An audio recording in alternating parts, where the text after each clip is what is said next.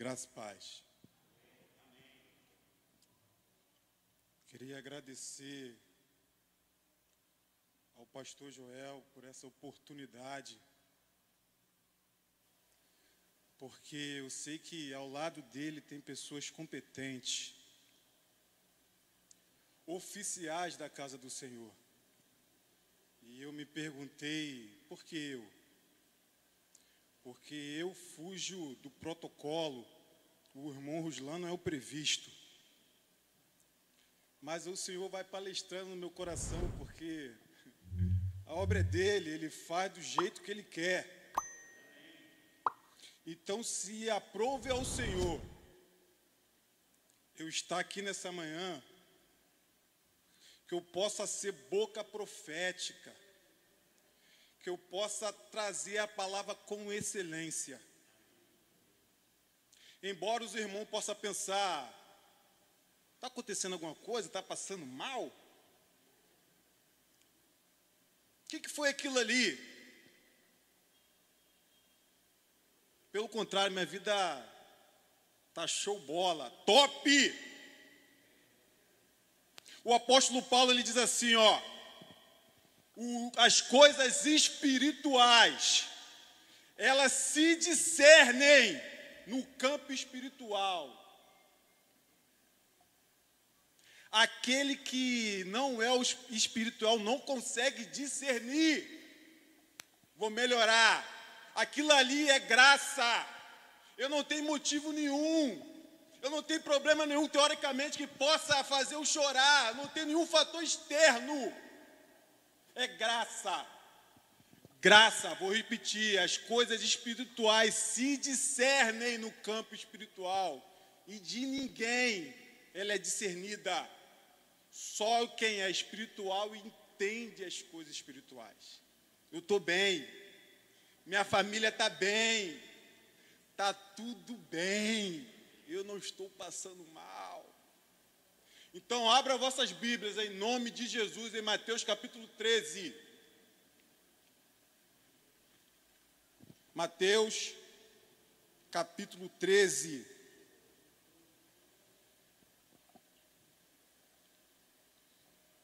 Mateus capítulo 13, a partir do verso 1.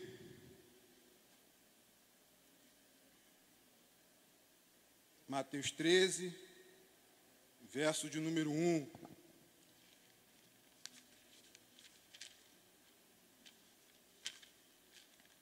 Diz assim a palavra do Senhor: tendo Jesus saído de casa naquele dia, estava assentado junto ao mar, e ajuntou-se muita gente ao pé dele, de sorte que, entrando num barco, se assentou, e toda a multidão estava de pé na praia.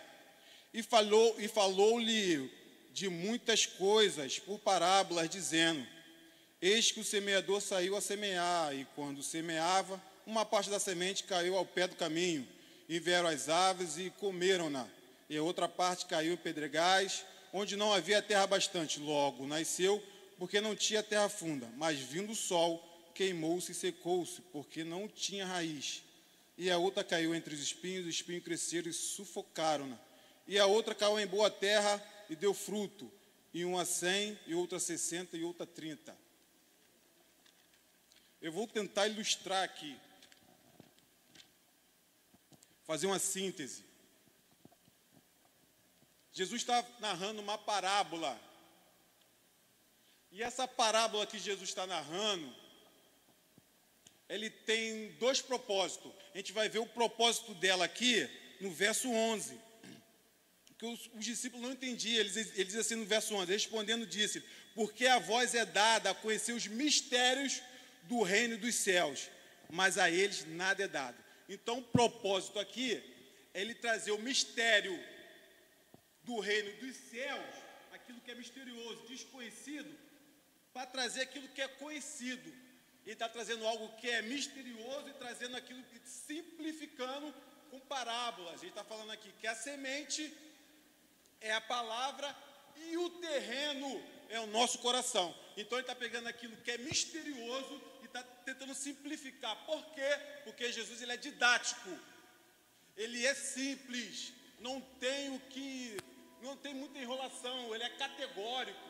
Ele não fica falando muita fábula, porque ele quer que o reino esteja entre nós, como diz Lucas 17, 21. O reino está entre vós. Irmão Ruslan, o que é reino dos céus? Eu vou tentar sintetizar, porque eu precisava de muito tempo e o tempo é curto. O reino dos céus é algo que vem dos céus. É diferente de reino nos céus. Quando eu falo a palavra no, eu digo que está contido. Reino no. Quando eu falo que é reino dois, é algo que vem. É por isso que Lucas fala que o reino está entre vós. É por isso que João Batista prega assim, ó: arrependei-vos, é chegado, é o que vem, o reino dos céus. Eu não falo de reino, eu falo de rei. Quem é que dá o start a esse reino? Jesus. O rei desse reino é Cristo. Então, a gente precisa entender que esse reino, ele está entre nós. É algo que vem, ele vem de lá. É como, vou tentar parafrasear aqui. Exemplo, apóstolo Paulo de Tarso.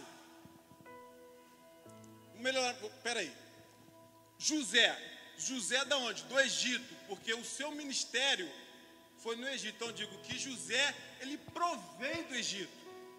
E note que reino dos céus e reino de Deus são a mesma coisa. Se você pegar os sinóticos, Lucas e Marcos, você vai ver que essa parábola lá em Marcos, no capítulo 4, ao invés de ele falar reino dos céus, ele vai falar reino de Deus. Então por que ele fala reino de Deus? A gente precisa entender para quem Mateus está escrevendo. Mateus está escrevendo para quem? Para os judeus. Quando eu falo judeus, automaticamente eu ligo a judaísmo. Quando eu lembro de judaísmo, eu lembro de lei. Quando eu lembro de lei, eu lembro de Torá. E quando eu lembro de Torá, eu lembro do decálogo. O que o decálogo diz? Não tomarás o nome do Senhor teu Deus em vão. Então, se você compilar todo o livro de Mateus, você vai ver que ele não vai falar o nome de Deus. Ele vai falar reino dos céus. Já Marcos e Lucas vai falar reino de Deus. Mas são ambos a mesma coisa. Então, quando ele fala reino de Deus, é algo que vem. Não é reino no é algo que está contido. É reino de Deus. É algo que vem para nós. E esse reino está entre nós. Nós precisamos entender isso, que o reino de Deus, ele é algo progressivo. Começou há quanto tempo atrás? Há 2000 anos atrás com Jesus. Ele vai progredindo, ele vai ganhando terreno. Só que aqui nessa parábola, a gente entende que esse reino está avançando de forma lenta. Por quê? O Jesus vai falar sobre algumas objeções que tem aqui. Ele vai explicar essa parábola aqui no verso 19. Por que está acontecendo algumas objeções? Ele vai destrinchar. É bem verdade que eu não sou advogado de Satanás, mas aqui ele está dizendo para nós termos discernimento, que você vai ver logo na primeira fase que ele diz ali, que cai ao pé do caminho. Ele vai dizer, ele vai dar nome aos bois, vai falar que Satanás roubou a semente. Preste atenção aqui no verso 19. Ouvindo alguém a palavra do reino e não a entendendo, ouvindo alguém a palavra do reino e não entendendo, vem o maligno e rebata aquilo que foi semeado. Irmãos, eu gosto muito de movimento, é bom dar glória, é bom dar aleluia, mas isso não salva ninguém. Não salva. Eu e Felipe Cuba estava confabulando aqui o atraso dos irmãos na EBD. Irmão, palavra fiel é esta aqui. Sem a palavra do Senhor, ficaremos confusos durante a trajetória. É ela que nos sustenta. É ela. Se porventura alguém fizesse assim, irmão, qual o culto que jamais deveria acabar? EBD. É a EBD, irmãos. É ela que nos sustenta. É ela que nos dá força. O verdadeiro culto de libertação tem a ver com a palavra. Hebreus capítulo 4, verso de número 12. Porque a palavra do Senhor, ela é viva, eficaz, mais penetrante do que uma espada de 2 gumes, é ela que sustenta. Quando você pega o Salmo de número 119, que eu acho fantástico, que de uma forma muito unânime, todos os teólogos falam que quem escreveu foi Esdras, um escriba, ele vai falar o tempo todo sobre parábola. E está dito ali, ó, Salmo 119, número 105, lâmpada para os meus pés é a tua palavra, luz para o meu caminho. Vocês querem mais? Se eu falo sobre o 119, ele vai falar muita coisa sobre o Salmo 119 relacionada à palavra. Lá no 119, 33, ensina-me, Senhor, o caminho do teu estatuto e guardá-lo-ei até o fim. Como purificará o jovem o seu caminho? Uma pergunta. Observando a tua palavra. Escondi a tua palavra no meu coração, para não pecar contra ti. Desvenda os meus olhos, para que veja as tuas maravilhas da tua lei. Faze-me entender o caminho dos teus preceitos, assim falarei das tuas maravilhas. Ensina-me, ó Senhor, os teus estatutos e guardá-lo-ei até o fim. Coisa linda. Eu amo. Eu vou falar isso olhando nos olhos, porque os olhos é a janela da alma, não tem milindre de olhar nos olhos. Eu amo a palavra. Eu amo. A minha esposa, por esse dia, falou, pô, tua Bíblia está meia... Quem fala o que quer, ouve o que não quer. Para uma boa pergunta, é uma boa palavra. Eu falei para ela, sabe por causa de quê? Porque eu esfolhei ela muito.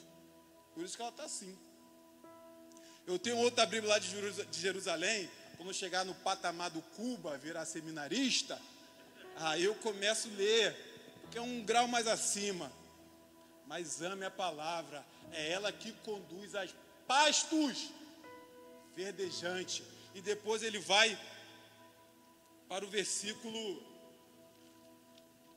20, que ele explica, porém é que foi semeado em pedregais, é o que ouve a palavra e logo que recebe com alegria, mas não tem raiz em si mesmo. Antes é de pouca duração, é chegada a angústia, a perseguição por conta da palavra. Logo se ofende. Irmãos, estão pregando aí um evangelho triunfante. Eu sou um grande observador. Eu observei o irmão Gilmar. No último culto, ele falou algo fundamental. Que o cristianismo, ele não é essa coisa light. Quando você falou sobre os patriarcas, os apóstolos, do jeito que eles morreram, nenhum deles, exceto João. Todos eles foram martirizados. Quando eu pego a primeira viagem do apóstolo Paulo, eu falei assim, ele é doido. Porque eles tinham como o QG deles, Antioquia, da Síria, fica ao norte de Jerusalém. E dali, junto com Barnabé, ele pega e vai para Chipre. De Chipre ele vai para a região da Galácia. Quando chega na Galácia, em especial em Listra, arrebentam o apóstolo Paulo, por conta da palavra. Aí você dá continuidade, não entendendo a história, você fala assim, peraí, pô, ele está todo arrebentado. Ele vai voltar para o quartel-general, para se cuidar. O que acontece? Diz o texto que ele foi dado como morto. Espera aí, ele foi dado como morto. Vamos parafrasear aqui. Imaginemos nós que estamos na Avenida Brasil, você vê um acidente. Você fala assim, opa, se não morreu, aleijou. Por conta do acidente. Então, se ele diz assim, que estava a ponto da morte, é porque ele está arrebentado. O que o apóstolo Paulo pega e faz? Ele vai para Derbe pregar, todo arrebentado.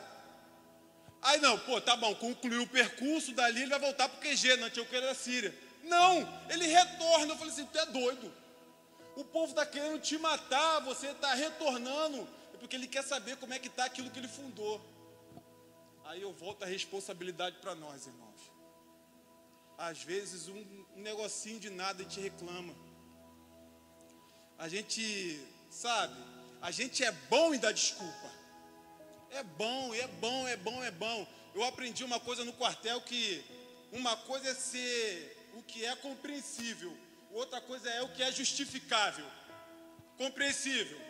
Morava em São João, servia na Praça Mauá, Brasil. Pegava um engarrafamento, chegar lá, dar aquela desculpa com o comando, trânsito e tal.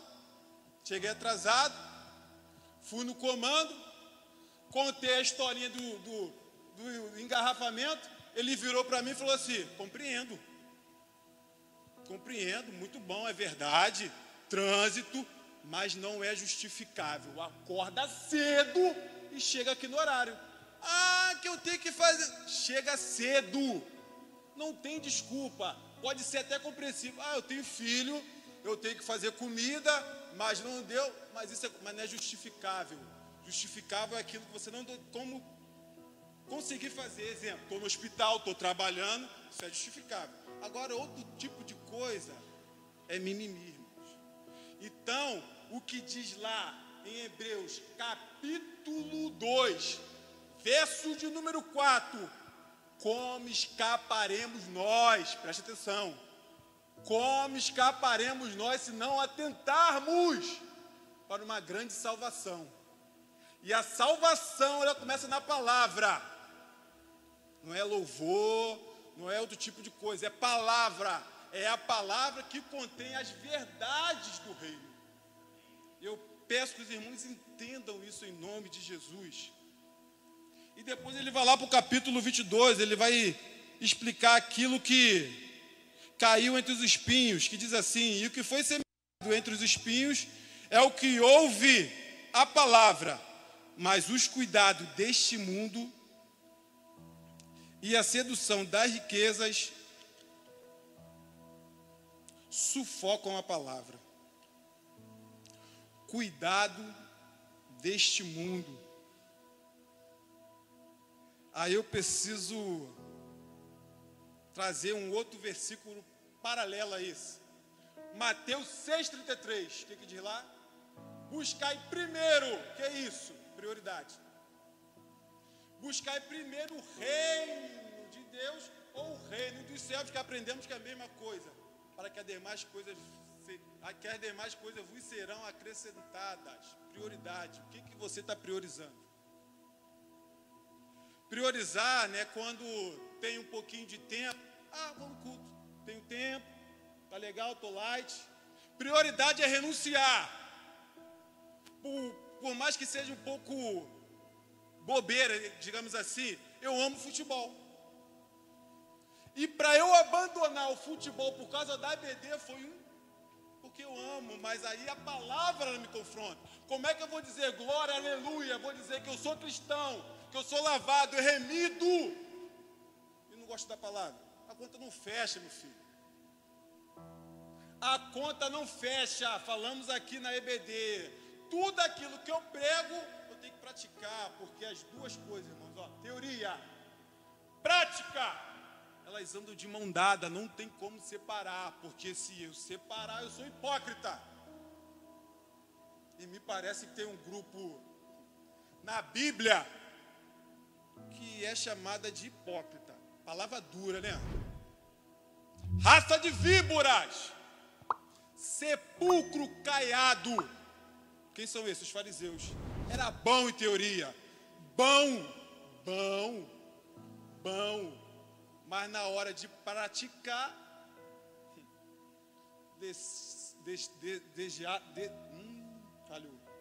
deixava a desejar. Que nós não possamos ser igual a eles, irmãos.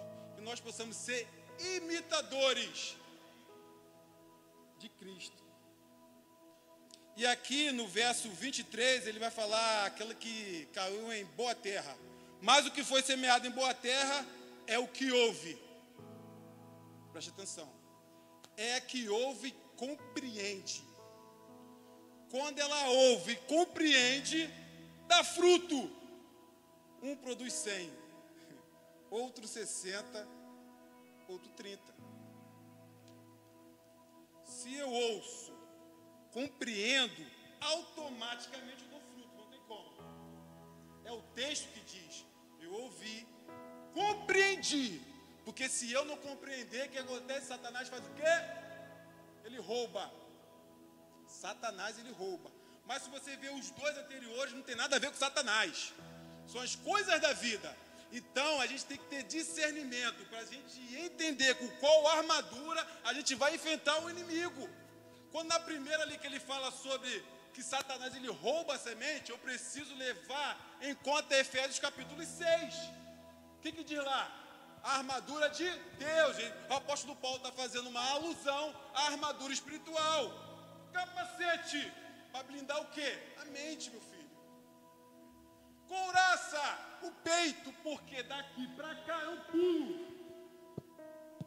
Por isso que aqui tem que parar, não pode vir para cá, tanto para o bem para o mal. Porque eu creio que a boca fala, o coração está cheio. Se isso aqui estiver cheio de Cristo, você não está preocupado com quem está do lado. Você vai dar glória e vai dar glória, e é isso aí, porque isso aqui está cheio. Está cheio de Deus. Se não tiver, não vai surtir efeito. Não vai. Eu quero que vocês entendam, não vai. Isso aqui precisa estar cheio. Quando isso aqui se converte, irmão Gilmar, você fala. O irmão Ruslan, quantas vezes você se converteu? 3. Por não entender o que está escrito aqui no 19. Eu não entendia, Satanás roubava. Eu vinha, eu quero Jesus. Eu quero, por causa aquela pressão, né? Aceita, aceita, aceita. E nada acontecia, porque era da boca para fora, não tinha entendimento. Mas quando Jesus abriu meu coração, Pai, verdade do Evangelho, eu não estou preocupado com quem está do meu lado. Não estou, porque eu sei no que eu tenho crido. A Bíblia fala assim, eu falei porque eu criei. Se eu sei de um Deus que eu sirvo, eu gosto do poder de Deus. Vou sendo sincero, eu gosto.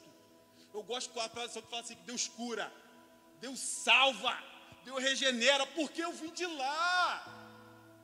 Eu vim de lá. Eu vim de lá, onde abundou o pecado, superabundou a graça. Eu vim de lá, eu sei como é que é. E eu não tenho vergonha de dizer isso, que eu tive uma vida pregressa, não tenho, é porque vocês entendem o poder de Deus. O poder de Deus, que é bom. E ele diz aqui que quem ouve, entende, dá fruto. Um vai dar 100, o outro vai dar 60 e o outro vai dar 30. Cada um vai dar um fruto do seu jeito, cada um tem uma participação do seu reino. Eu não posso fazer um paralelo do pastor Joel com o pastor André.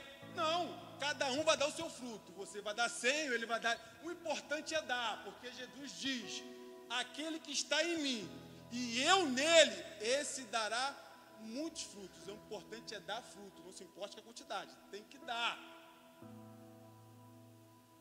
E aqui eu quero encerrar por causa das horas. Deixa eu te falar uma verdade. Nem todo mundo vai triunfar. Nem todo mundo vai envelhecer no Evangelho. Não vai. Isso é mentiroso. Não vai. Não vai. Mas uma coisa eu garanto. Todos que crê no seu coração, confessar com a sua boca, todos que tiverem enxertado na videira verdadeira, a saber, Jesus Cristo, todos esses herdarão, eu tenho certeza absoluta, ao reino dos céus. Todos! Então creia sem duvidar, porque Jesus, ele é bom o tempo todo, ele é santo de eternidade a eternidade. Então que os irmãos possam ficar com essa palavra e entender, e chegar em casa e esmiuçar, porque Deus é bom, e ele é bom o tempo todo. Peço a essa oportunidade, em nome de Jesus.